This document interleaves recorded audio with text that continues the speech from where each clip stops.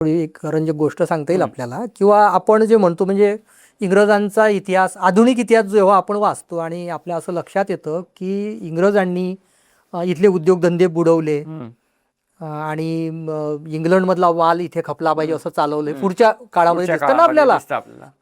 परंतु हा विचार शिवकाळात सुद्धा एका पत्रामधून दिसून येतो. हा, तर ते असं म्हणतात की भारत हा इंग्लंडमधील ज्या वस्तू आहेत तिकडील मालाची भारत हा आपली बाजारपेठ बनला पाहिजे. म्हणून ते असं म्हणतात की जे सैनिक आहे इथं वेगवेगळे राजांचे, इथे वेगवेगळ्या भागात वेगवेगळे राजे आहेत, तर आपण त्यांना असे कपडे पुरवले पाहिजे, म्हणजे सगळे ड्रेस कोड दिला पाहिजे.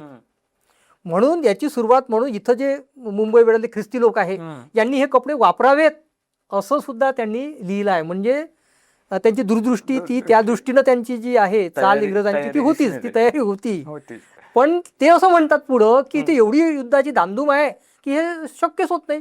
धामधूम कोणाची, कोण यांना युद्धात ढकलत होतं? शिवाजी महाराज. म्हणजे शिवाजी महाराजांमुळेच त्यांचे उद्देश त्यावेळेस तडीच गेले.